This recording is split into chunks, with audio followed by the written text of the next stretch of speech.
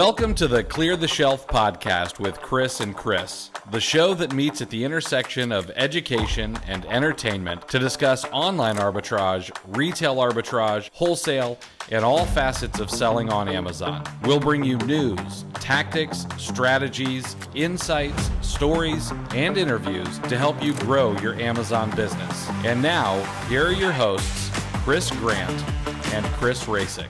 What is going on, and welcome back to the Clear the Shelf podcast with Chris and Chris. As always, I am accompanied by my sedulous co-host, Chris Rasick, and tonight we will be discussing VAs or virtual assistants and all the things you need to know if you plan to utilize a VA in your Amazon business.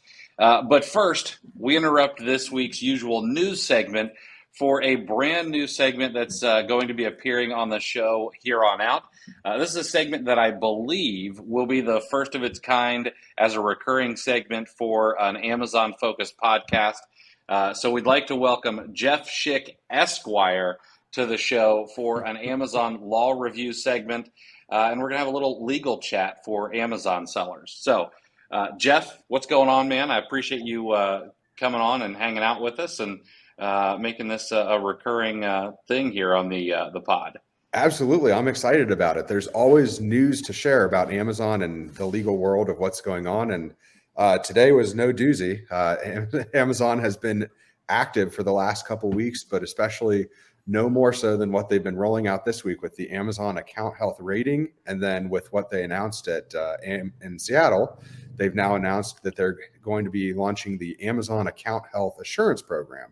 Mm-hmm. So really, we wanted to kind of demystify, what is this new AHR, account health ratings, what they're calling it, and what is this assurance? What does it all mean? Because obviously it sounds, like all of Amazon propaganda sounds great, but it, was written by marketing folk, not by, the actual boots on the ground seller performance people. So, let's kind of demystify it a little bit and just talk about it. I hope that they at least sent out a memo before they announced this to all the sellers in Seattle, and just said, "Hey, we're gonna throw this out there. So just so you guys know, maybe chill on the suspensions and whatnot until we kind of get this thing rolling." Interesting you say that. Amazon has been doing lately this practice of quiet rollouts. So actually, the first time the account health rating was even hit the quote unquote hit the shelf is it actually showed up back in July. Mm-hmm. And so in July, Amazon started quietly adding help pages to their Seller Central that started describing, well, what is the account health rating? How is it derived? And what are all these what is it considering? So with that in mind, I started, once I saw those pages, I started doing more and more research, and, one rabbit trail to another led me to find all sorts of information about this new score. So I guess first off, let's demystify it. The account health rating is a 0 to 1,000 score, and it is based on what sort of violations you have on your account health dashboard. Now, Amazon has said in its Help Center articles that 0 to 100 is unhealthy. Mm-hmm. 101 to 199 is at risk, and 200 to 1,000, very broad range, by the way, is considered healthy.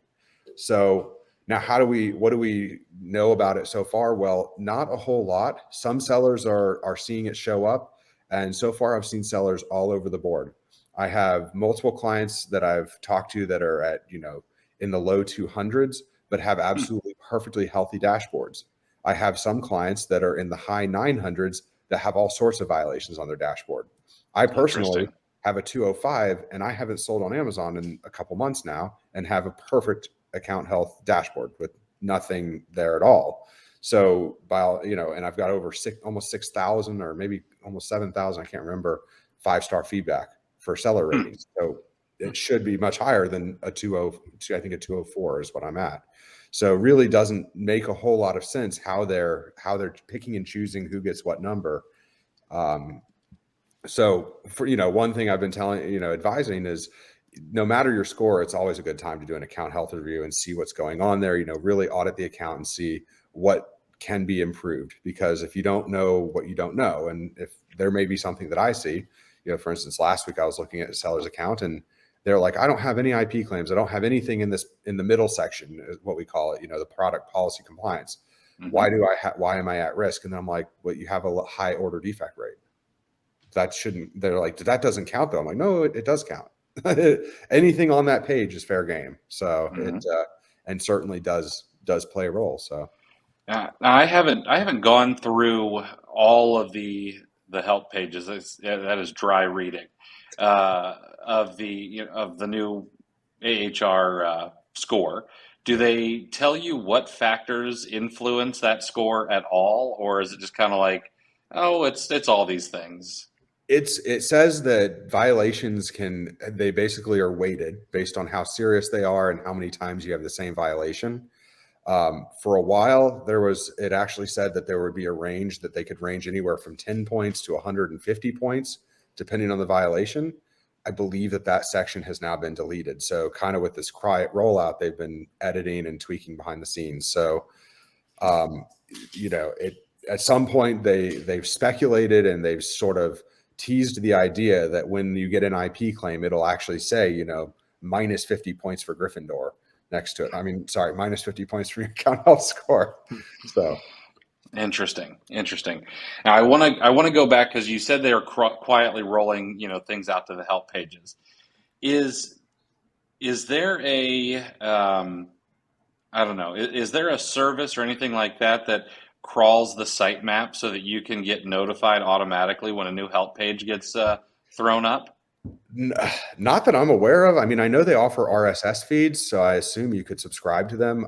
I personally don't do that. I read them as I need them. So yeah. I think it would be very, very difficult to keep up with them at all times, just because there's so many pages that you just constantly being notified of different things.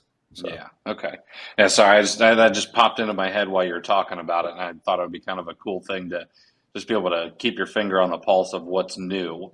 Because I know that it doesn't always make it to the news section, or anything like that. So, well, let's get. I'd love to get your feedback on what you think about this new account health assurance, and whether it's something that's actually going to be helpful, or if it's just Amazon kind of throwing us a bone and making us feel like we're on Team Bezos.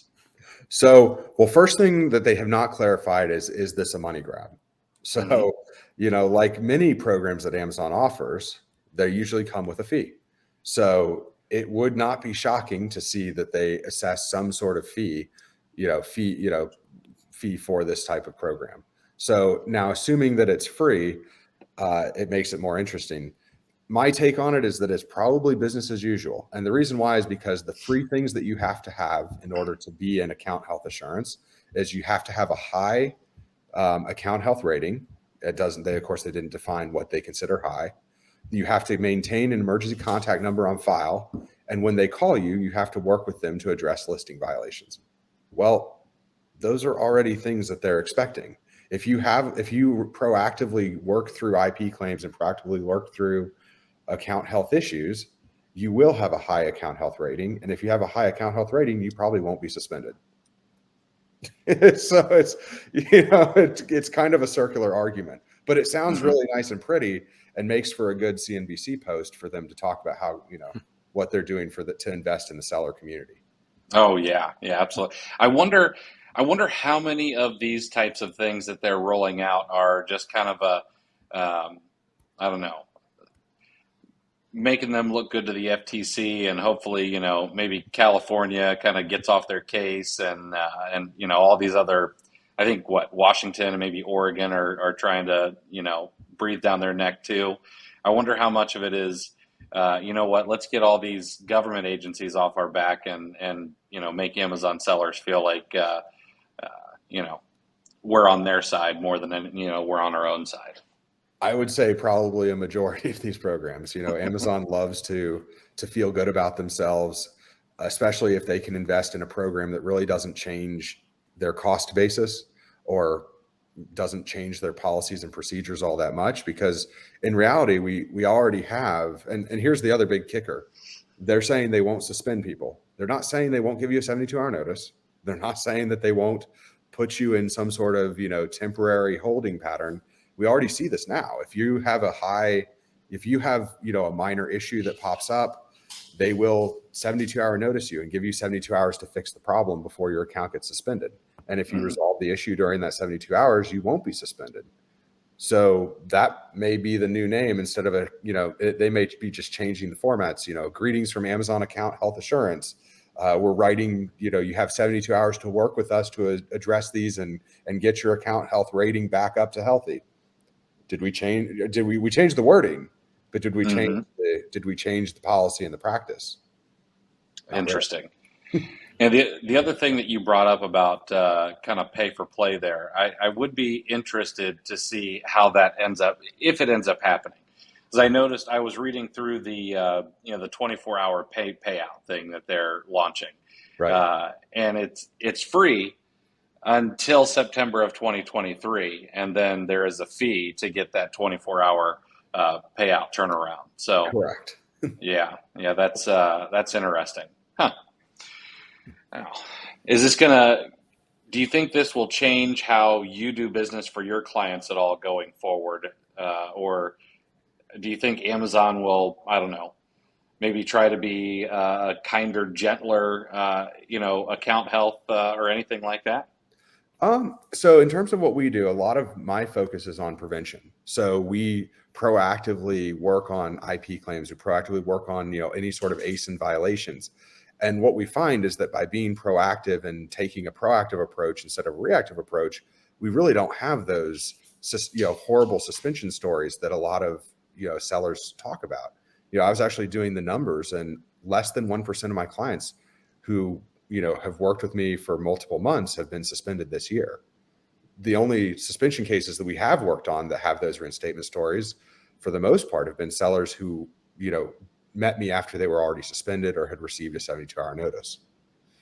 So it is, because they put such a huge emphasis on maintaining a high account health rating, our team is going to continue to focus on, addressing violations in a timely manner, getting those claims off people's accounts, and then preventing, and naturally, it's, small actions prevent big consequences. And so we're just going to continue, hammering away, chiseling away, and, eventually that'll build the tunnel that the sellers are looking for. So. Perfect. All right. Well, since this is your first time on the pod, let's take a second and tell listeners what you do and what you do for sellers, and then about your program, where to reach you, and then we'll wrap up this segment. And Jeff is going to be back on a regular basis. We're going to hammer out the fine details here off air, but this is going to be a recurring segment going forward. So you're going to get a lot more Amazon law review information. But Jeff, what do you do, and where can people reach out to you? Absolutely. So I'm an attorney. I work only with Amazon, or I should say only with e-commerce sellers. We've actually been working on a lot more Walmart cases these days, Etsy as well. And of course, Amazon is the bulk of what we work on. But, you name the marketplace, we've probably handled a suspension or two for it at this point now. But what we do, our focus is on preventative health. And so it's $89 a month for our law firm's retainer program. And that allows you to talk to us whenever you have an issue. It also allows us to handle any of the issues that come up with your account as you go on, so that you don't have to face them alone.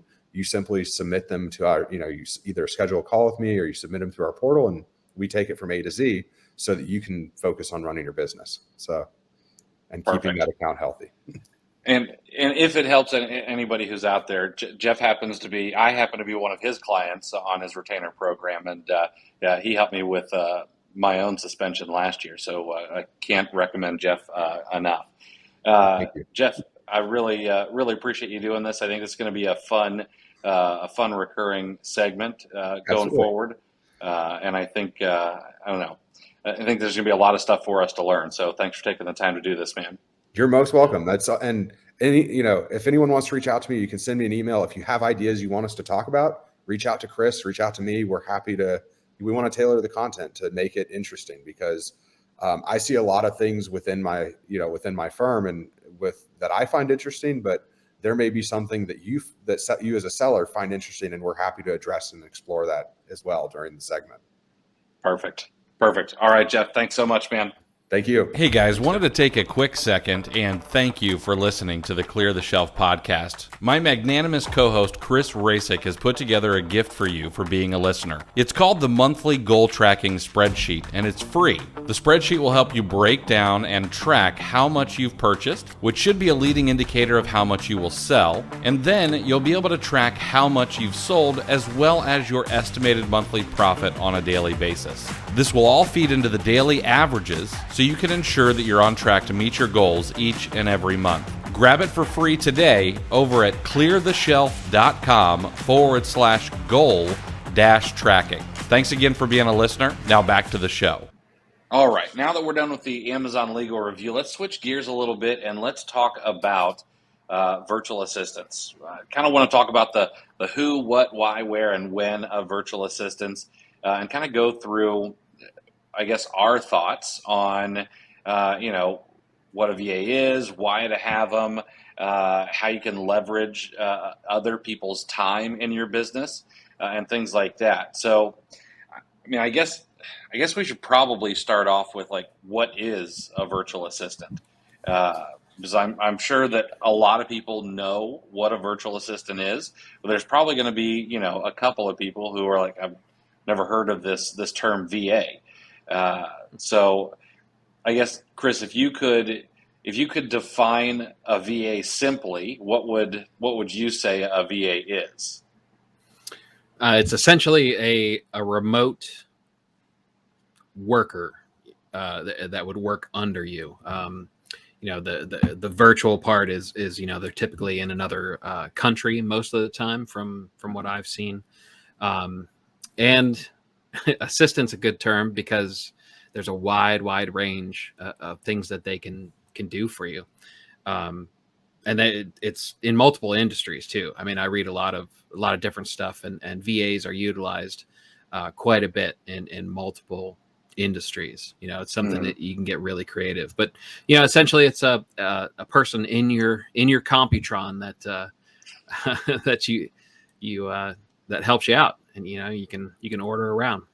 It's like who is the little green guy on the Flintstones, right? The kazoo. Oh yeah, right? That sounds right. Kazoo sounds right. Yeah, it's something like that, right? Yeah.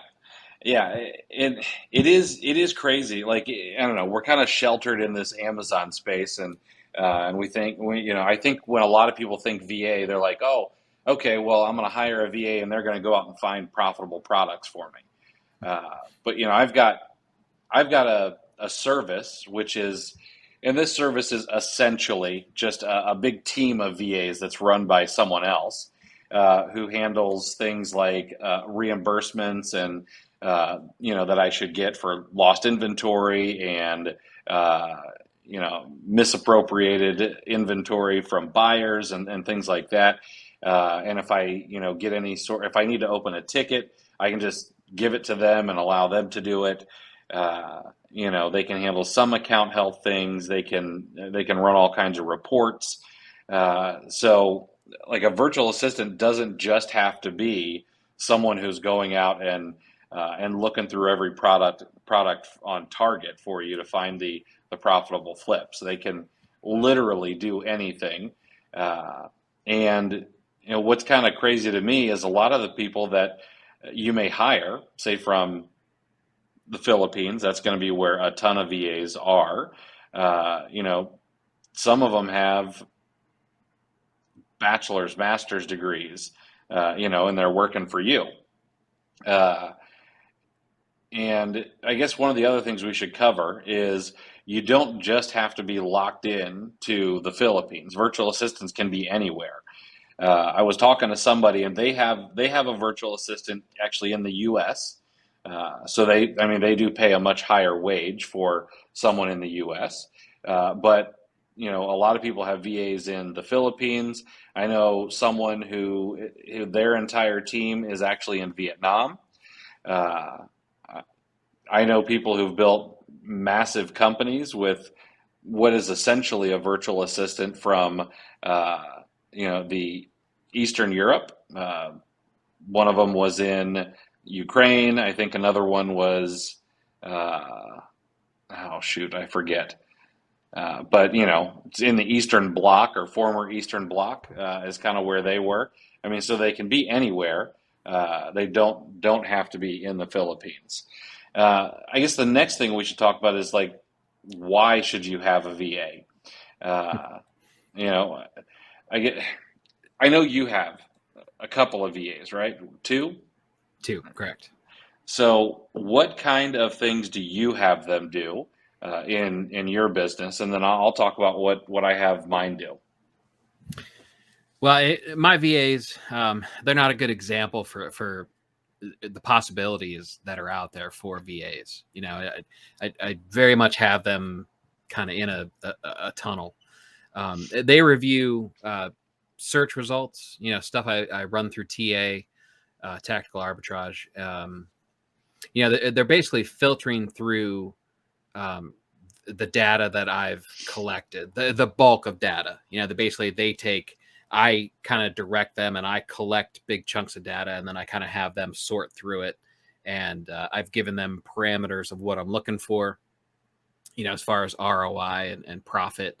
And, we're kind of fine tuning, things along the way all the time. But, they have a running list of stores to avoid and just different things. And, but essentially, yeah, they're kind of combing through, the big hay bale of potential leads that I collect. So it's a pretty tight leash, but that's, like I said, that's just a small portion of what's possible. I mean, this is, I was just reading an interview of an affiliate marketer, and she's bringing in $200,000 a month over, I think she said she has 25 different websites, right? And she got to, they asked her about her staff, and how she kind of has her company structured. And she actually has a US based VA who works as basically like a personnel manager.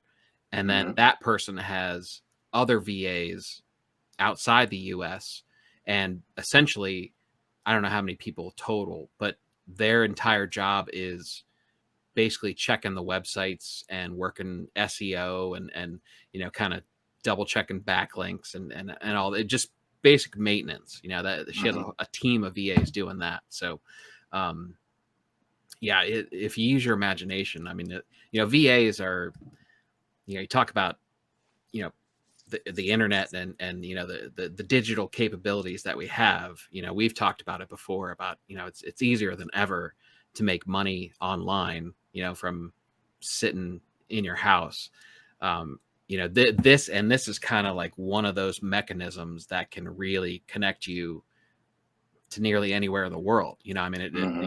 So that's, basically the beautiful thing about VAs is you're essentially leveraging standards of living. The reason that the Philippines are so popular is because the wages that you pay them are small to us. They're very manageable to us, but it's a respectable living where they're at. So you can absolutely, you can kind of leverage that the currency rate or whatever term you want to use. And that's what makes it a beautiful thing, so you're giving somebody letting somebody support their family and a livable wage in another country. And, you're getting the help that you need, and you're getting a big boost for $3-5 an hour, whatever works out to. Exactly. Yeah. I always kind of chuckle at the folks who are, like, oh, well, there's no way, paying someone $3 an hour or $5 an hour is, putting food on their table. And I'm like, you obviously are just very focused on what it costs to live in the U.S. or, whatever other first world country you might be in. And you're not opening up your eyes to, the differences or the arbitrage opportunities, that there are in, different countries. The last time I checked, which was, I paid my VA I always pay like a month forward, uh, just for my own, just because I'm lazy. I wish that I'd love to say that it's some tactical maneuver or something, but it's really just so I have to send one payment instead of four. But uh, when I paid her for the month going forward, it was like $1 equaled something like 55 and a half Philippine pesos, or maybe 56.4 Philippine pesos. So Mhm. like getting it in Filipino money, it was a good chunk of money. Right. Uh, and every now and again, I'll go out and Google, like, how much does a doctor make in the Philippines? And then I'll compare that to what I'm paying, and I'm like, all right, they're doing okay.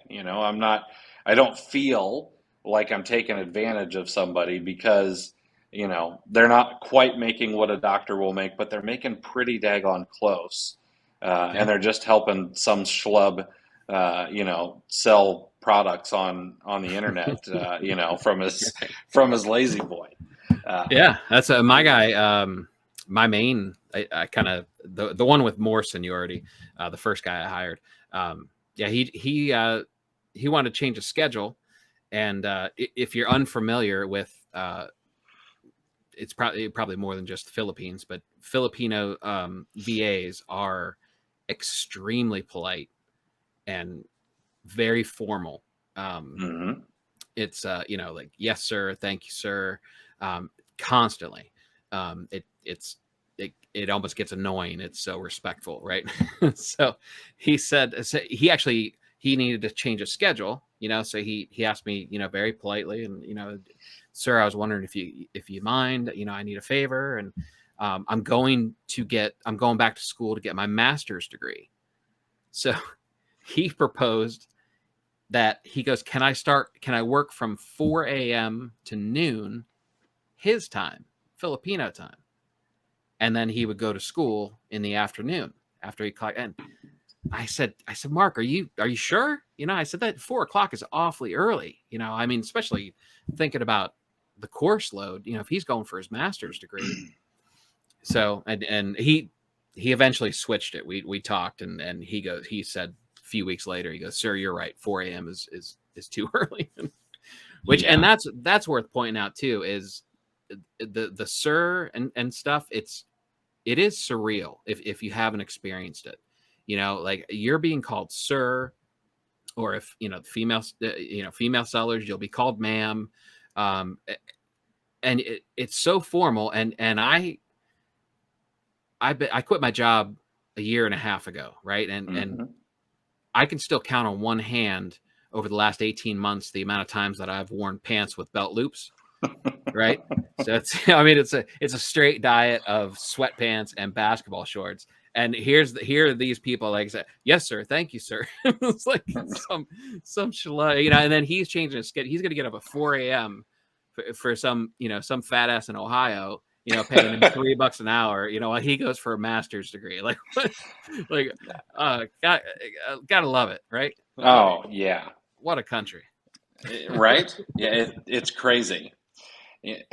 Yeah, I don't know. I don't, I always tell people when I do, on the off chance get called sir, like out in public, when I go out in public, uh, I'm like, sir is my dad. I'm just Chris. And so, seeing it, written, or, if we do a Zoom chat to do a little bit of education or something, and hearing it over and over and over again, I'm just like, you have to stop. Like, just call me Chris. We're peers. Uh, you know, some of the other reasons that, like, why you should have a VA is, I think personally that most business is just kind of a math game. You know, uh, if I can buy something for $1 and I can make $1.50 on it, okay, perfect. Now you just have to figure out, well, how many times do I have to multiply this to like actually be able to pay the bills with it? And if we throw in the mix, a virtual assistant, well, now I get to take my time out of it, and maybe I'm gonna make $1.25 instead of that $1.50. on the thing I bought for $1. But now I don't have to do like most of the heavy lifting. I don't have to do everything. And that's why I think it's really, I don't know, it can be a game changer if the right processes are in place. We're going to get to that in a little bit as well. Because I mean, you can have an army working for you. And while we're working out of the spare bedrooms in our houses, it's kind of crazy. I'd like to talk a little bit about like when you should hire a VA, and the reason I want to bring this up is because I help run a fair amount of Amazon Facebook groups, and I also see this on Instagram, and I hang out on Twitter a little bit, and I'll see people who have been selling for 2 weeks, and they're like, "Oh, okay, well, and it's time for me to hire a VA. Like I'm ready to go." And I don't know. I don't want to be mean, but I also just want to kind of go and pat them on the head and say, "Listen, it's not time yet. You don't know enough. You haven't gone through the trials and tribulations to be able to go and get a VA." So I guess in your opinion, when should somebody hire a virtual assistant? Uh, I think there's probably the easiest way to answer that is to talk about the things that you need to fully understand out of the box. Like I think there are certain levels that you have to get to before you should consider it. And you're exactly right. That gets back into that Amazon seller starter kit. This massive, just burdensome, completely misdirected chunk of tools and services and stuff that people just think they need right out of the gate. We've talked about it a handful of times. Like you need to know why you're doing it, what you're doing, and then you need to know the process before you outsource it.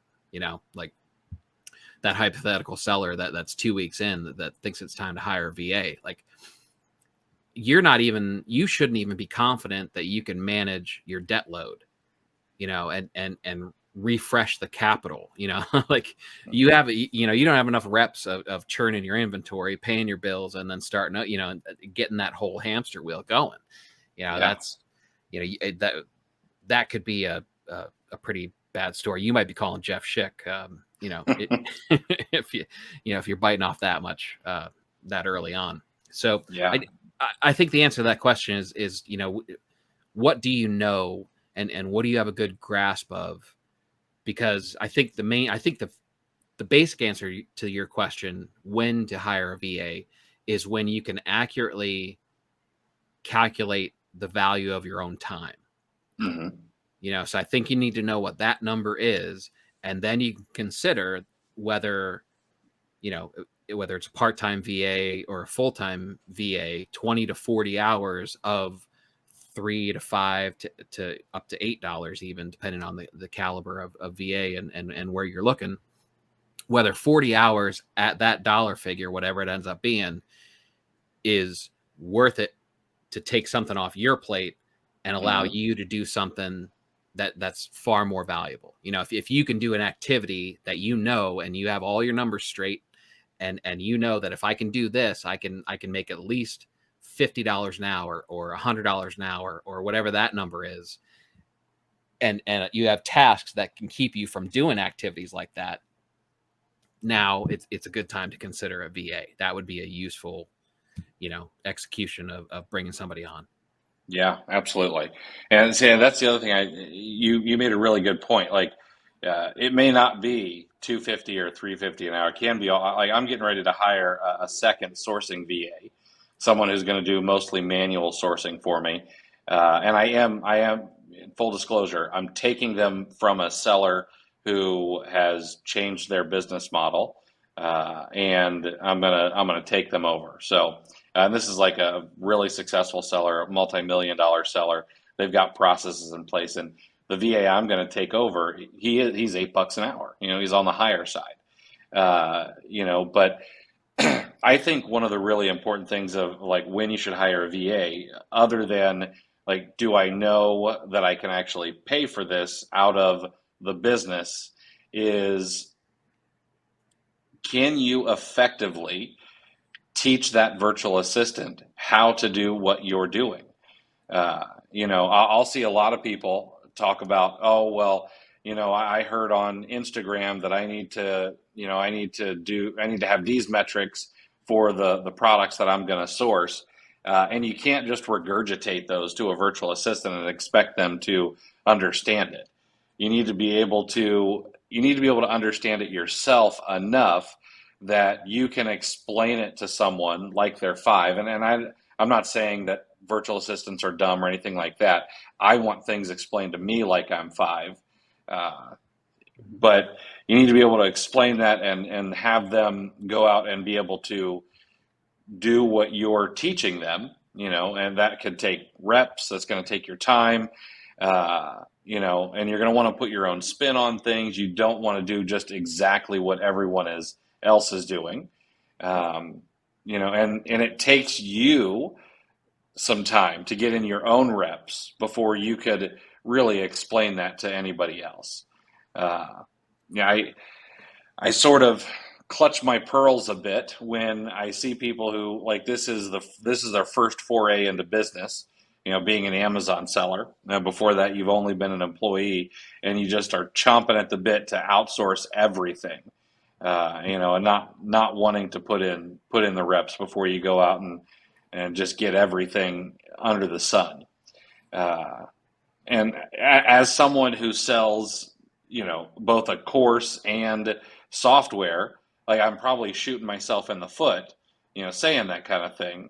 But I probably talk more people out of buying stuff from me than I do trying to talk them into it, because I really do think there's nothing better than putting in your reps first. Yeah. Well, I mean, how do you train somebody to do something that you don't know how to do yourself? Mm-hmm. And then what happens if that VA quits? You don't have the capability yourself to pick up where that person left off. So Exactly. That's, and hopefully we'll get to that later. Let's remember to get to, at some point, talk about the myths that some sellers have. That gets into some sellers think VAs are magical, magical little genies that you rub a little lamp and a Filipino genie pops up, and you can just order them around and be like, hey, I need 100 replens, and just put your order in. It's not, it's not like that. And I think a lot of sellers, too many sellers, have false impressions like that. So absolutely. Yeah, I agree. I agree 100%. Let's talk a little bit about where to hire a VA. Sorry, what you just said there kind of made me think about something I want to bring up here in a few minutes as well. So there are a bunch of places that you can hire a VA. And so I'm going to be a little self-serving here for a moment, but I happen to have a VA service where you can come and you can hire someone without having to go through the rigmarole of meeting with 40 or 50 different people, and we can just get you somebody. All right. But there are other ways to do it without having some sort of middleman. There's Upwork, which is very popular. It's where I've hired my developers. I've hired virtual assistants from there. There is a place called Toptal, Toptal. That one's going to be more for kind of higher end tasks. Going to be a lot more developers and things like that over there. There is, of course, I'm going to blank. Was it onlinejobs.ph? Yes, okay. Onlinejobs.ph.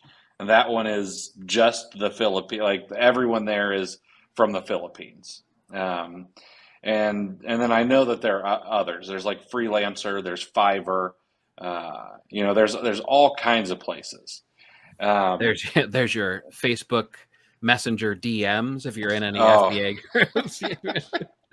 Be really, really careful with those ones, because I see the people who comment on posts, and I read them before I delete the post and kick them out of the group, because I know that a DM is going to be going out to 10 or 15 Amazon sellers or soon to be Amazon sellers.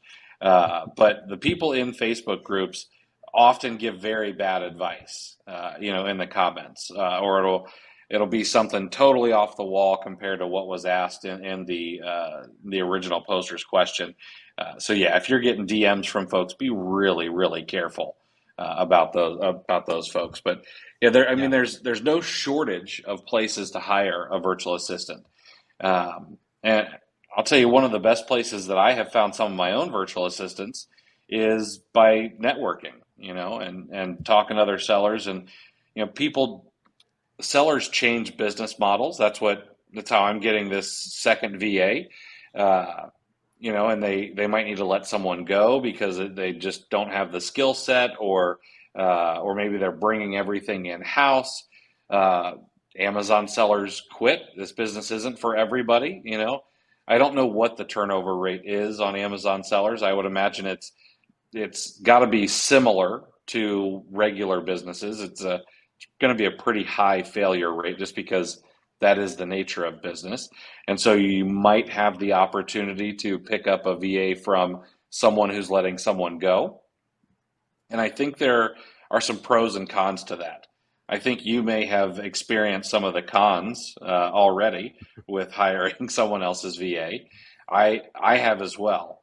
It's one of the cons, in my opinion, is sometimes they will have bad habits from another seller that you then have to train out of them if you can, because it can be difficult to train bad habits out of people, but that's one of the biggest things I think about taking over a VA is making sure you get that knocked out pretty quickly. Yeah. It's I think it's a balancing act, because there is some value in another seller's VA, because you're going to have a certain level of experience, and there may be some familiarity with tools that you use that you're not going to have to train, because there is training no matter what. I mean, you think about the flip side, like, all right, I don't want any bad habits, so I'm going to take somebody from scratch. Well, if you're taking somebody from scratch, you've just enlisted yourself as a trainer with a lot of material to go over, so you can you can cut some of that out with risk involved, being the bad habits and maybe methods that don't match, your own business processes. But, somewhere in the middle, I think is the sweet spot, where you get, if you could find a VA that, I know tactical arbitrage, I know how to set up scans, and if you can get that part of it, if you can get certain sections that they know, and you could fine tune some, maybe settings on a TA search, but if you can get someone and day one, they can set up scans and start reviewing them after you tell them what here's what I want, minimum ROI, minimum profit here, do these scans, or hey, look for these sales, and you're off and running. There's value there. But training, you're going to be a trainer. Like, if you're going to hire a VA at some point in time, to some degree, you are a trainer, and it's not going to stop. We talked about that off air. The ongoing training, it can get a bit rough. It can be tough sledding, because because you think about it, for people who don't have a VA, if you're hiring in the Philippines, English isn't their primary language most of the time.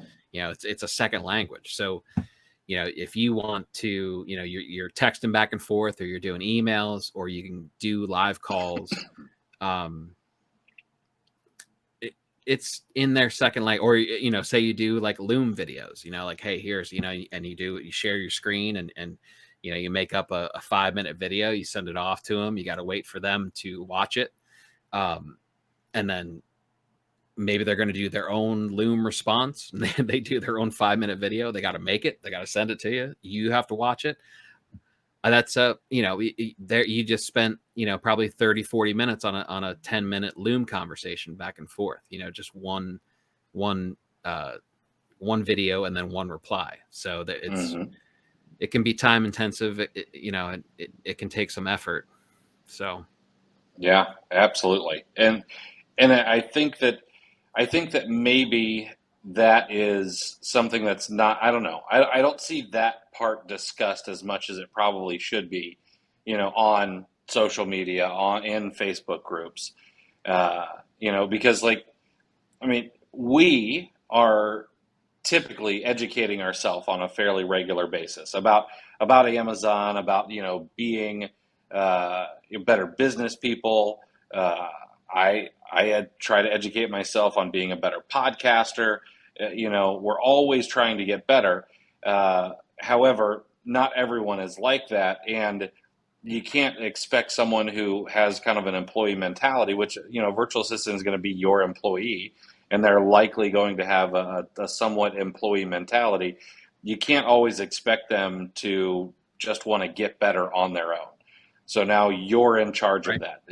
That's now your responsibility, and an important one, because you want them to be better. You want them to perform more, be more efficient, and things like that. And hopefully you cultivate a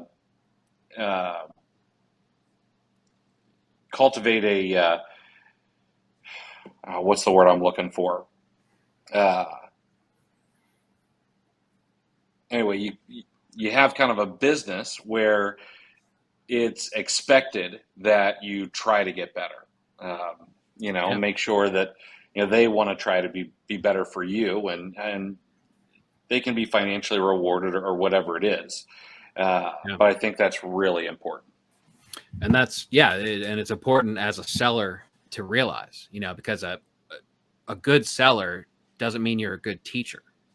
That's, so if you're, and you're looking to take on it's an expense, so you're now taking on a cost, and the goal is to make your business better, but if you're a good seller, but a bad teacher, it could end up being a net loss, if you don't convey what you need to convey to your VA. Am I rapping right now? That was actually, I think so. That was a rap. One story, like here's a good example that when my oldest son was little, I love baseball, right? I think it's a near perfect sport. I've always loved it, always will, right? So when my son got big enough, we joined a local league, and they didn't have a coach. The last year's coach had left or ghosted the league or whatever. So there was a pre-existing team. So me and my son and I volunteered to coach it, right? And I'm not kidding you. I read books on coaching baseball. I watched videos. I still have a row. Part of that section on my shelf is Cal Ripken's stuff, just right. And I educated everything, and I drilled these kids. I had them swinging at little golf wiffle balls with broomsticks, just so it would feel like they were swinging, I don't know, a 2x4, when they got up to the plate. I've drilled them on grounders. We ran I had these kids just foaming at the mouth, right? And I was like, I'm going to make the greatest little league team in the history of little league. We're going to Williamsport, right? Just like, I poured all this effort into it, right? So we get up, and finally it's time for our first game. And my family came out, and my oldest he was too young for the league, right? So he's just swimming in this uniform and stuff, and it was coach pitch, right?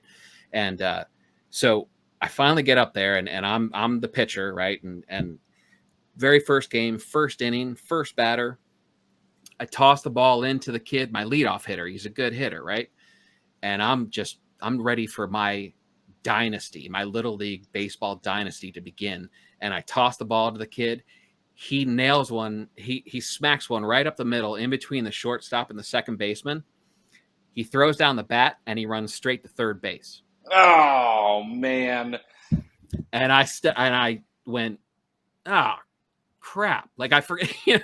So like you don't know. Like you can have an idea of how to teach, but I didn't realize I had to teach that part of it.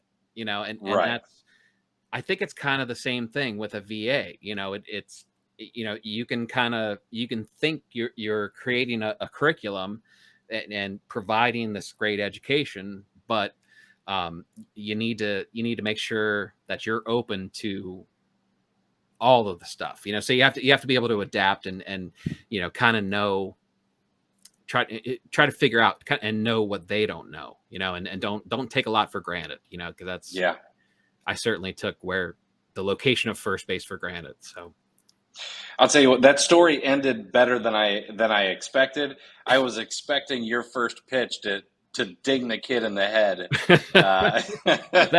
No, there was a joke though that I did hit every single kid on the team at least once. I love baseball, but I never said I was any good at it. I do love it. This is a little aside for those of you listening. We don't do this a whole lot, but I'll tell you what. We need to have a Clear the Shelf podcast getaway to Savannah, Georgia, so we can go see the Savannah Bananas. Because I know that that's not regular baseball, but holy cow, do those guys put on a show. Oh yeah, I think today or yesterday the center fielder ordered a pizza. He had Donato's delivered to him in center field. Yes, that's great. Yeah. Oh man, I love that. All right, let's talk a little bit about how to hire a VA, because in my opinion, I think that it needs to be done a little bit differently than, if you were going to go post a job posting on Indeed.com or something like that for a local HR manager. So I have, over the course of the years that I've sold on Amazon, I've hired a lot of different people for a lot of different things. And one of the ways that I put up job postings is I'm very, very detailed about what I'm going to have them do. I put everything in there. You're going to be working 8 hours a day. You're going to be reviewing data for arbitrage on Amazon. You're going to be, using this software and so on, because I want to make sure that they know. However, just because someone is from another country, maybe, does not mean that they're not going to do the same thing when they're out looking for a job. I know that someone here has been let go and has gone out and looked for another job, and they use the spray and pray method. I'm going to apply for everything, and hopefully something sticks.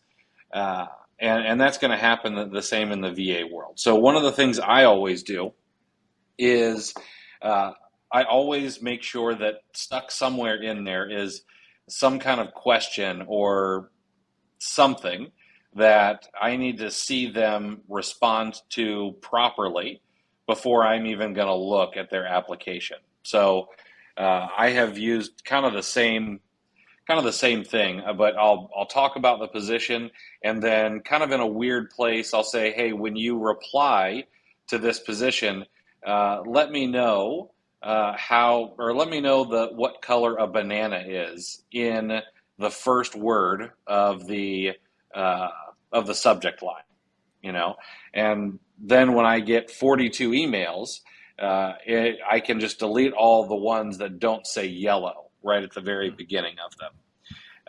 And that has probably saved me a ton of time over the years. One of the other things that I would suggest is have an actual interview process, and don't just hire the person who, comes off the best in an email resume or whatever you get sent, but actually speak to them. And I'm a big fan of paying people to do a task for me, to make sure that they can complete a task and follow instructions.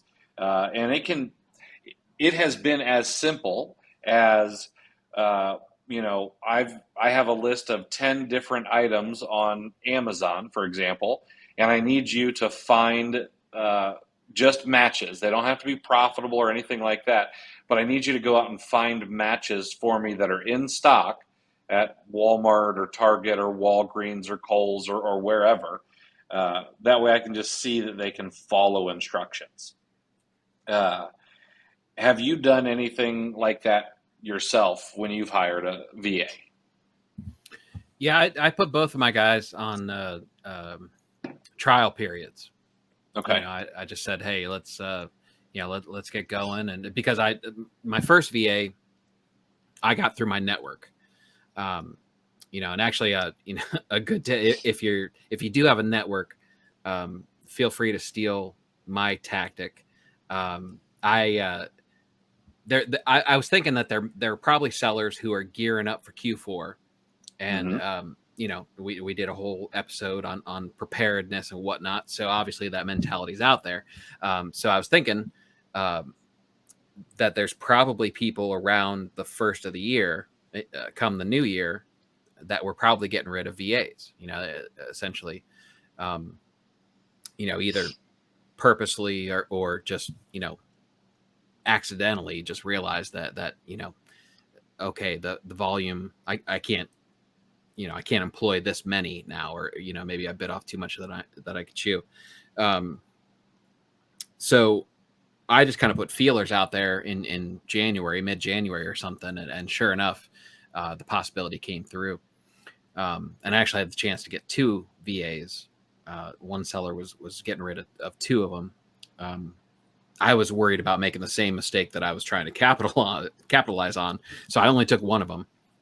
But the person, once I realized I wanted a second one, and it was only like maybe a week or 2. The other VA had been hired by somebody else, but she knew somebody that was looking. Oh, nice. So that VA actually hooked me up with another VA. So that's how I got my second one. So,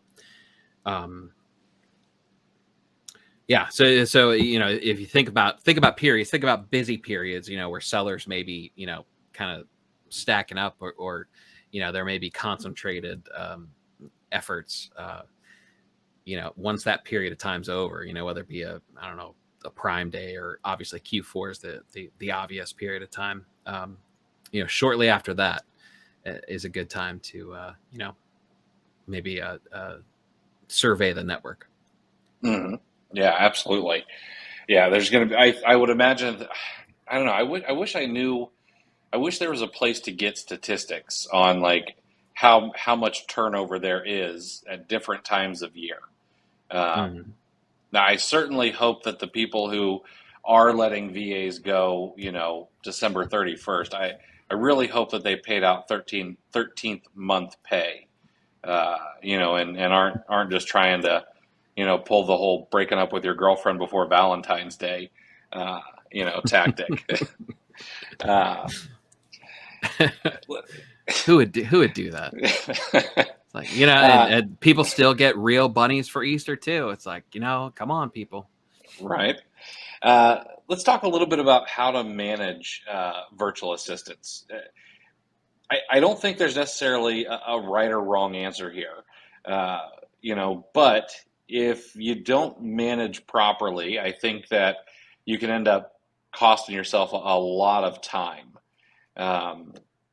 So I know for me, we have some expectations, and like those expectations are that I want to have a bit of a report after the end of every shift. So I wake up to a message. I typically wake up. Sometimes my VA will. So here's the thing with my virtual assistant.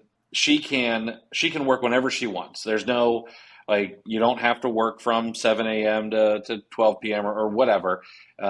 We've gotten to the point where I'm like, listen, you put in a solid day's work. You make sure that we meet what we're looking to do. And I don't care if you get it done in 6 hours. I don't care if you get it done in 8 hours, or anything like that.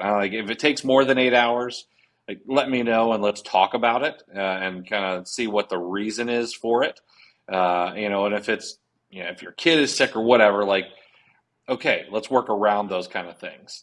But at the end of every shift, I want a report on what was done and what the results were. So I'll get a message like, Mr. Chris, I worked from this time to this time, and I went through this many, sets of data, and this is how many leads that are available for you when you decide to log in and look at everything. And then at the beginning of her shift, she's got a note from me with some feedback, and that can include, on occasion, a Loom video or two. And then when I have to send a Loom video because maybe we need to tweak something or maybe some data was incorrect, then I always request that she record a Loom video back to me, kind of showing me her version of what she understood from what I said. That way I can know, do we need to educate more on this piece, or do we need to, or did she get it and we're good to go and we can just move forward? But that's the kind of, I think communication is huge in the management. I am not someone who is big on the Big Brother style, monitoring programs. I know some people are, well, what if my VA shares leads with someone else? Or, what if they have a Facebook Messenger chat open, while they're supposed to be working? My whole thought process is, so do I, so why should I expect them to not do what I know that I do and what I have done, even when I was on a company's dime other than my own? So I don't know. I'm just not a big fan of that. I want there to be a culture of trust. I want there to be a culture of openness, a culture of always wanting to get a little bit better every single day. And so that's kind of how I try to manage folks. I want to give them room to roam, but I also want there to be a little bit of a leash there in case we need to pull things back. And so I guess, like, how are you building out your management style with your virtual assistants, and maybe where have I gone wrong, if you can kind of tear that apart a little bit, maybe? I'm a little more there. My VA's days are more structured, because that's what they were used to. So when I took them over, thankfully the seller that I was getting them from was very willing to answer any questions, and over here and there over several days, just stuff would pop up, and then even after they started, a few days in, I kind of had some follow-up questions. So she was very, very nice and very helpful. So that was definitely appreciated. So my thought process was, it's probably easiest for them, for the VAs, if I just kind of keep it to what they're used to, because I certainly don't have, some method that I'm super confident in and ready to install. I'm kind of winging it myself. I know what I know what I want them to do. I know what the end result is, but as far as the process on how we get there, I'm flexible, and it's just, let's just play it by ear and adjust as necessary, I guess. So they have a start time, and I made sure I asked them over and over again. I said, does this schedule work for you? I said, because if it doesn't work for you, it's not going to work for me. I said, I'm flexible, it doesn't matter what time you start, so I want you to pick a time if you want to change it now. And obviously, because my main guy, he's changed his schedule a couple times. So, and which is perfectly fine with me. So, but they decided on it. They said that's fine. And I was the same way with the pay, because that's $3 an hour to the Amazon sellers. that really is out there. Like it is possible, you know, and it is still fair depending on what area of the Philippines or, you know, what area of the world. But it is possible. I know I've heard several people when I was doing my research that, you know, said, no, you know, that it's going to be more like 5, you know, blah, blah, blah. But yeah, that's probably through a company, you know, but for that extra $2 an hour that you're going to pay, you're getting something for that because you're hiring through the company. So you kind of have a support system.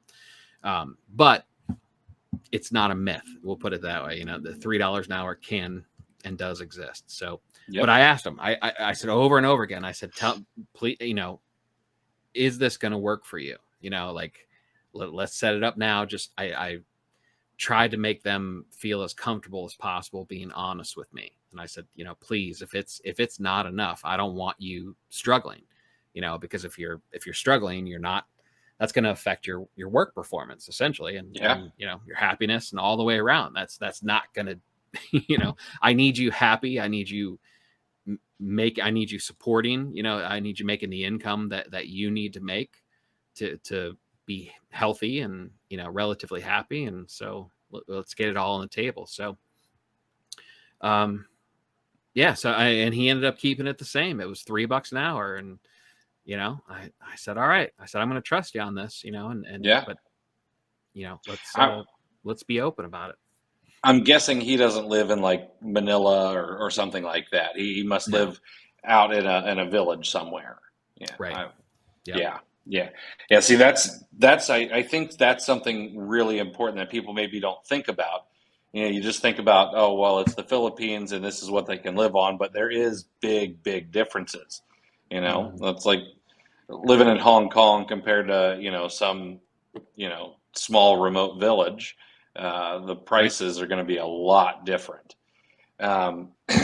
What you bring up there, I think, is a great segue into one of the other things I want to talk about, which is like how to treat a virtual assistant. And the reason I want to talk about this is because I think that we're behind keyboards all day, every day, and that can cause some people to become a little callous, you know, and not necessarily think about who's on the other end. You know, and I'm not saying that, you know, people do it on purpose. It's just what, you know, the internet does to us. And also I think a lot of times people can be very transactional, and I don't necessarily think that's the right way to go when you're, you know, hiring and managing a virtual assistant or a team of virtual assistants. I personally am a big fan to always make sure to try to lead with a bit of empathy. You know, understand their situation, understand their lifestyle. I've had multiple conversations about, you know, what's it like where you live, and, you know, what is your culture and what do you believe in, and you know, what's important to you, and all those kind of things, so I can have a better understanding, you know, of their life and, you know, things like that, and just so I can kind of create a better culture in our business and make sure that I think it does a couple of things. Number one, it helps kind of marry them to you and your mission, and then it also helps you learn what's important to them, because if you manage people, money is not always the driver. Money is a big driver for me. It's why I work, you know, so hard. But however, it has changed over the course of my life too. You know, when I first started working, money was the driver. It was the only thing that drove me. Can I make more sales to make more money? And, you know, and then go blow that money on things like motorcycles and partying with my friends and stuff like that. Yeah, but as I've gotten older, the drive has become much more intrinsic. You know, can I make sure my family is taken care of? Can I make sure that, you know, they've got everything that they need? Can I make sure that, you know, there's a better life for them and things like that? And your virtual assistants are going to have some of the very same drivers. maybe money is, it's great, but it may not be what actually gets them up every day and gets them to work. Maybe it's, some people want to be praised when they do something right, and that kind of thing is huge for them. For other people, it could be, performance incentives. I have purchased computers for virtual assistants in the past as one, because it helps them be better at their job, but two, it was a performance incentive. If we hit some goals, then I'd be like, okay, well, then I will buy you this computer. It's not the easiest thing getting to the Philippines either. That was a learning experience. But I think one of the biggest things is we need to make sure that we are always recognizing that there's a human on the other side of that computer, and it's, and just because they're in the Philippines, they're just like us. They've got the same fears and anxieties and worries, and so like I personally am pretty flexible with things like birthdays. Take your birthday off, go have fun. If your kid's sick, take the day off. I'm not going to let somebody abuse it, and we'll mark it down and say, okay, well, you had 3 sick days the first half of the year. But if there are like 15 or 20 sick days in the second half of the year, like, let's figure out what's going on. Like, do you need some time off so you can like be in the hospital, or, is life just kind of gotten, messy? But I don't know. I think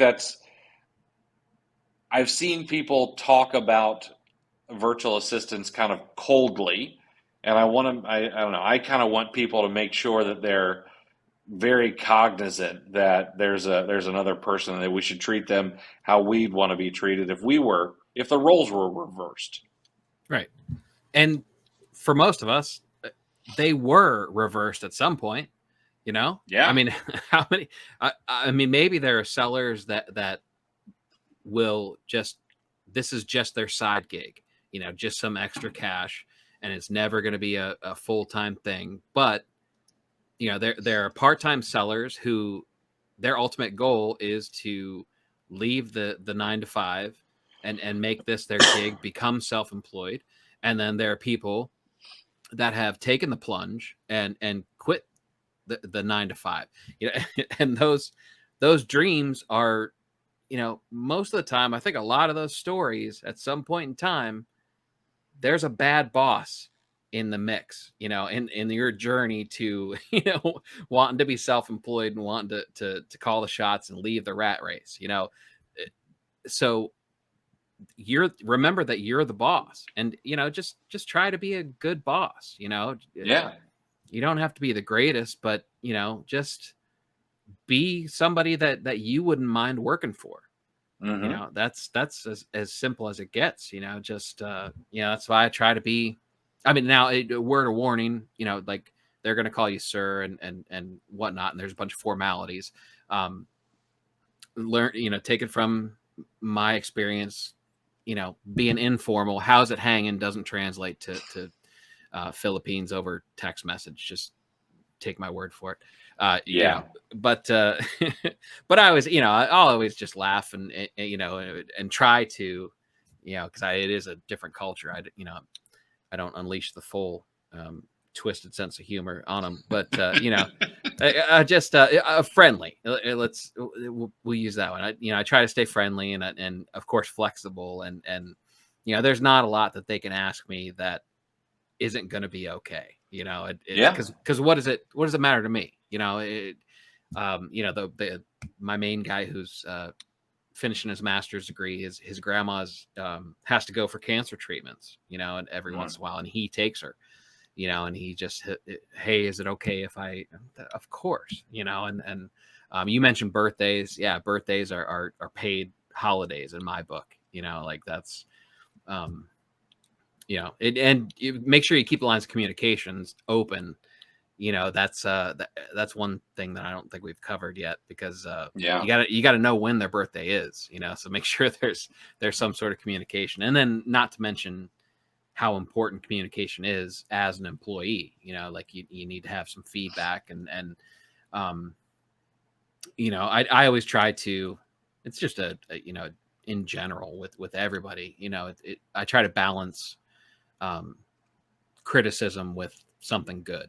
I always try to, tell them, if I have to give them, constructive criticism, I try to make sure I point out something that they did well, just to kind of balance it out. That's, and then other times I just randomly, tell them they did a good job. I just told them the other day, they really had a solid day. I mean, they gave me, even after my review, I think in a single day, I had like a dozen leads that I bought, just Oh, two nice. of them. Yeah. That's a good day. Yeah. It was really good. I was like, man, this is, so. Yeah, that is, the lines of communication, I think is, excuse me, really important. I felt bad. I totally spaced and missed my VA's birthday just last week. And so when I saw, and I'm friends with her on Facebook too, because I do, like, I want to know like what's going on in her life. And I'm not trying to be like weird, but I do want to know like what's going on in her life, so I can, talk about it, that kind of thing.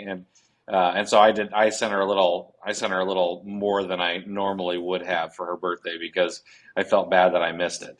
But I think you also bring up a really good point, about them giving you 12 leads in one day.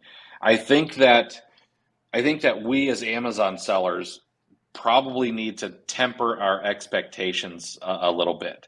I have seen people complain in the past, oh, well, I only got 3 leads that I could buy today, and they gave me 12 leads, and I had to scrap 80% of them. And I sourced myself today, without a VA's help. I went through her leads, and then it was time for me to go and source. And like, I know how long it takes, and I know how hard it can be. And I know that sometimes, I'll bat, a goose egg, for the day, and it happens. And so I think that sellers need to really temper their expectations. I try to think about it a couple of ways. One, let's just say that it cost me, well, let's see here. What is it? We don't like to do public math here, but we'll do it. Let's say, it cost me $5 an hour, and they're going to work 8 hours a day. So I'm going to be out $40 for the day. Well, if they can find me just say one lead, okay, with 30% ROI and a $4 profit, and let's just say that in a perfect world, the price is never going to tank on it or anything like that. I'm going to be able to buy, let's say, 10 of those and sell them. Well, I've broken even. But in a perfect world, it's also a replen. And so I'm going to sell those 10. Maybe I sell 10 every 2 weeks. Well, now I'm at $80 a month off of the one lead that they gave me. And so now I've paid, I've been paid. They've become a profit center multiple times over. And I don't think that enough people give their VA that kind of credit when they're thinking about their return on their investment in having a virtual assistant. Yeah, and you're being diplomatic about it, but sellers need to seriously pump the brakes on on the expectations. I mean, not only know, especially if people are hiring VAs, like, I don't know, there's some element of, it's not just volume, like if you were that good, if you were producing, if you went in an 8-hour shift and you produced 12 leads over that 8 hours, why wouldn't you do it? What what are you doing instead? What are you hiring a VA to replace you to do that is that much more valuable than 12 solid leads over an 8-hour period? You know, I mean, that's, if you did that day after day after day, we don't do public math, but after a week, that's like over 13 leads. That's a joke. Like I didn't, right? 12, right? I'm not wrong, right? No.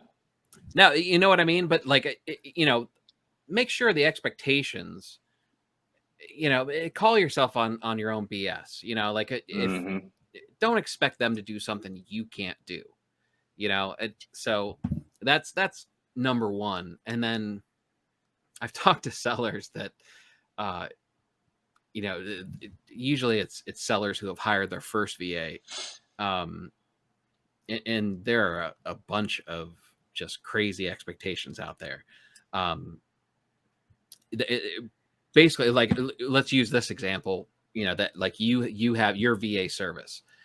Certain sellers expect them to get a clone of you for $3, $5, whatever dollars an hour. They expect them to be just as talented at sourcing and just know everything, like, master's degree in Keepa and like, and that's not going to happen. Like, no. And so that you need to pump the brakes on that. So, yeah. I am for sellers who are like that. I am curious if, like, how much training they're offering a virtual assistant. Because that is one of the things that we discuss upon intake. When we hire VAs for people, is like, we're gonna show them Keepa. We're gonna show them this kind of stuff. But here's the thing. I'll just say it. There's not you're not paying us any fee or anything like that for us to go out and hire a VA. We do have some profit in there. Okay, so it's not like this is just out of the kindness of our heart kind of thing. It's definitely not insanely profitable. So I'm not even paying the mortgage with what we make on that, but it's a service that people want. And so, we provide it, but there's going to be some Keepa training. There's going to be some sourcing training, but you've got to go out and you've got to reinforce the training. You've got to show them what you want. You need to make sure that, that is happening on a continual basis until someone is doing what you want them to do. I'll be honest. If I could recreate myself in a virtual assistant, I would never give them away to anybody else. They would work for me, with me all the time. And we would bump this up to like 2 episodes a week at least. Then you're right. If you could do that, yeah, it'd be great. No, it's like, think of this, like, for the sellers out there, like, who only know enough about computers to switch it on and get the screens to show the website you were looking for. Imagine if you were given tasks in like HTML. Like imagine a coding screen, if you've ever seen that, right? It's mostly in English. Those words are, it's kind of English. So imagine that. Imagine it, and then imagine you were given instructions on, how well would you do? It's kind of a different language that you kind of know. You could recognize parts of it, but how much of a time would you have, sorting through that? So, they got Keepa training, sure, but think of it in that context. That having Keepa training to a Filipino VA, for example, versus you getting Keepa training, it's 2 different things. There's kind of a difference. I mean, even if you take the best Keepa training ever and that's ever been around, I mean, how long does it still take to really have all of that stuff sink in? And how many reps do you have to put in? Right. I know how long it took me to really understand Keepa before I ever started like telling other people how to use it. And it took me years, to really uncover how powerful it is. And, unfortunately, we can't give anybody, a decade's worth of experience in a day. I wish that was possible. We, since we're on this topic of tempering expectations and things like that, I guess we should probably cover what are some of the ways that you can train a VA or make sure that they're doing the things that you want. And I would imagine the first thing we should cover is like having SOPs or standard operating procedures in place. That can be incredibly helpful. If you can, I guess when I talk about SOPs, just for anybody who doesn't know what they are, I always kind of go back to the paper you wrote in grade school about how to make a peanut butter and jelly sandwich. But you can't just say, go to the kitchen, make a peanut butter and jelly sandwich. You got to open the cabinet, bring out the bread, take the twist tie off the bread. You know the steps, you know them in your own head. But putting those on paper or digital, with a Loom video or Scribe How or however you're going to create those, there's a lot of steps in the process when you really break it down. And I think if you do that, though, one, it can be really helpful for the person you're trying to teach, but it can also kind of remind you like how much there is that you actually have to know to be good at not only this business, but really any business. There are so many moving parts, and it becomes second nature for us, but it's really important to have all of those little micro steps that we take kind of clear as day, so that you can pass those on to your virtual assistant. And then there are some other ways too. I guess what are some of the ways that you train with your virtual assistants? We do a lot of screenshots. Oh, nice.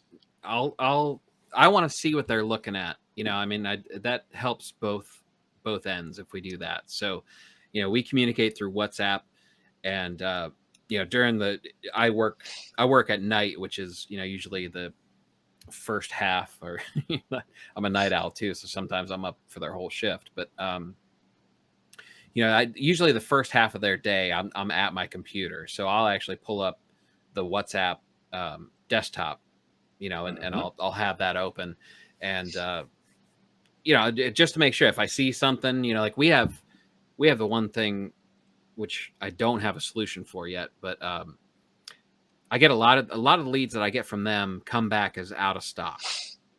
Okay. And I'm not really sure what the issue is, and I haven't been able to train too much of an improvement.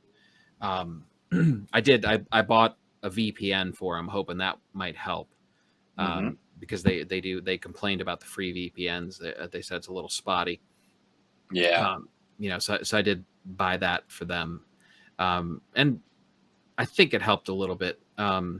It comes in waves. It's tough to accurately measure, but the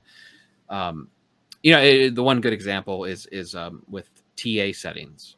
Like I'll just say, hey, show me what you're looking at. And then probably the biggest impact is when I go through the searches that they went through. I think it's important to be willing to kind of go back over and sure enough, the one time I did it, probably the last time I did it, I was going through stuff and I found several leads that met my criteria that they had missed, so I showed them, and we did screenshots like, hey, I even did a Loom video, and I said, hey, it's, in the 5 minutes that Loom gives you.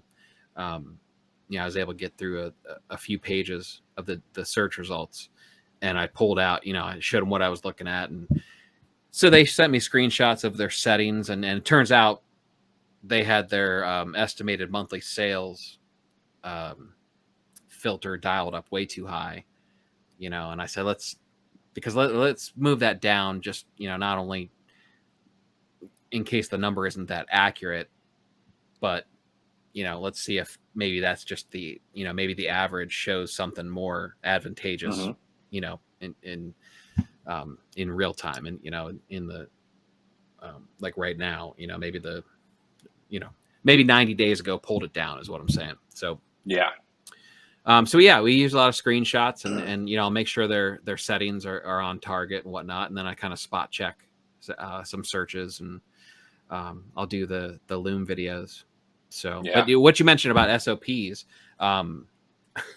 another point on that, if you do write them down, you'll be, it might be a burden the first time, but you'll be so happy you have them when you get to pull them out when you hire your next VA. Oh, absolutely. Absolutely. Here's the next level of SOPs is you create them the first time, but then if you have a virtual assistant who's like really, really good, it should be part of their job to recreate your SOPs in the way that they do things. And this is going to do a couple of things. Number one, they might pick up some things that you didn't think about. Because, I think that's one of the cool things about having someone who works for you is, one, you're going to have someone else's ideas that you can take advantage of. And I don't mean that in a bad way. I don't mean like take their idea and go make $1 million with it and not cut them in or anything. But, they're going to think differently, or they're going to, have some experience that's going to make them, just see things a little bit differently than you. And if you can have them recreate the SOP, one, they might bring something to the table that you just didn't think of. But two, it might also be in a format that's a little bit better for someone else who's in their culture, who's from the Philippines or from Vietnam or whatever that is. And then if they move on to something else and you need to hire a new virtual assistant, well, now you've got this nice document that's been written by somebody, who kind of speaks the native tongue and, has the same experiences or similar experiences as the next VA, and you can pass that stuff off to them, and it might work even better than the SOPs that you put together. So it can, I don't know, I think that can be something really, really powerful. Let's kind of wrap up the episode talking about myths of having a virtual assistant. And I know you were chomping at the bit a little bit earlier to talk about that, so I'll let you kick it off. Yeah, I've tried to. I think I slid a lot of them in there, but excuse me. Yeah, they're not. It's not magic. It's not. You're not going to hire somebody that knows more or can do what you're trying to do better than you. Mm-hmm. It's like they say about computers. Like they're only as good as the people that program it. Essentially your skill as a seller, as a sourcer, or whatever you're having the VA do, that's the ceiling. So if you're expecting anything above that, you're not going to have a good time. Yeah. If you follow some of the best business minds on Twitter, or you read some of the books from, the best business authors, they often talk about hiring people. And, a lot of them will, pull out the cliches. Well, hire people smarter than you. Sometimes that's not possible. Okay. It's just not. You've been in the game longer, or maybe you've got you've got a mind for business. You're a business Rain Man or whatever it is, and you're not going to find someone like that. But my thing is if you can hire someone who can do the job 70 or 80% as well as you can, but you get to leverage their time, you get to leverage, all the things, you get to you're buying your time back. That's what you're doing. And yeah, they can only do the job, 80% as good as you, but you then get to go work on something else. Hopefully something that's either A, more fun, or B, has a higher return on your time invested. I would imagine that in an Amazon business, sourcing is probably one of those things that has the highest return on your time invested. However, building out systems so that other people can source for you in the long run will probably have a much higher return on your time invested. And so I think that's one of the things people need to think about is the myth that, well, I can only hire people who are better than me. Because like you said, I mean, it's not going to happen. If anybody finds that unicorn, let me know, because I'll pay top dollar, Yeah, that's what Felix Dennis, he made a good point regarding that. He said, people always fear that you're going to have an employee that is so good, they're going to get poached or they're going to go off and do it on their own without you. And he said, don't avoid that. He goes, that's exactly what you want. That's who you want working for you. He goes, and then once the situation arises where they're about to get poached or they're about to go off their own, he said, pay them so much that they decide to stay.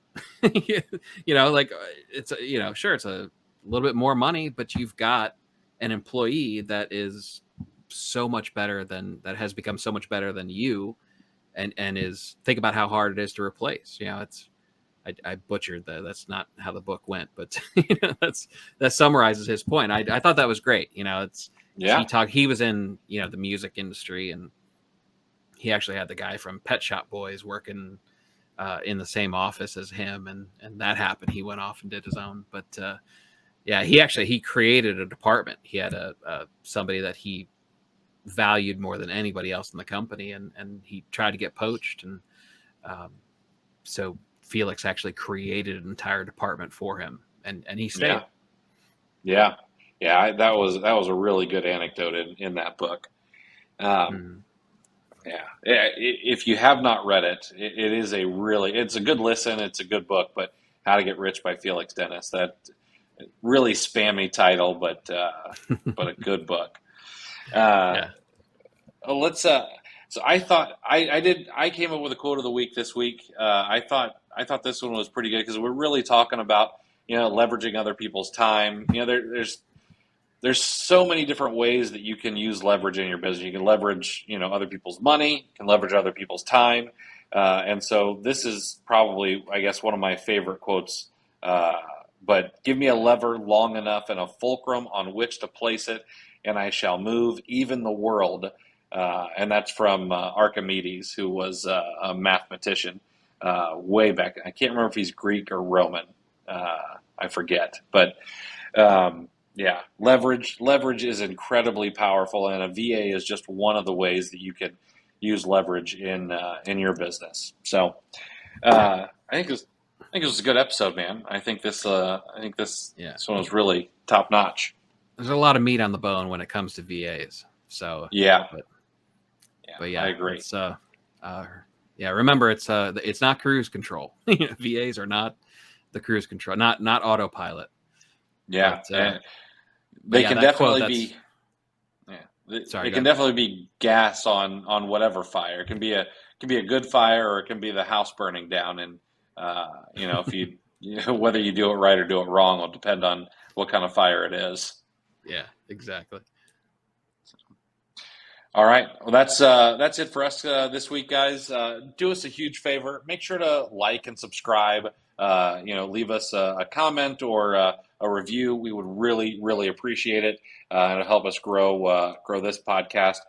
We made it all the way to 130 in entrepreneurship in Mexico, and so we'd like to be able to do that here in the States as well. So thanks for listening, guys. We'll be back next week with another episode of Clear the Shelf with Chris and Chris. And until then, stay safe, everybody. Thanks for listening to Clear the Shelf with Chris and Chris. If you enjoyed this episode, please take a screenshot on your phone and share to Facebook, Instagram, or your favorite FBA group, and be sure to tag me and let me know why you liked it and what you'd like to hear more from us in the future. Also, I'd like to give you some free gifts for listening. Head over to rabbittrailchallenge.com and repricerchallenge.com for some free courses to further your business. Thanks for listening.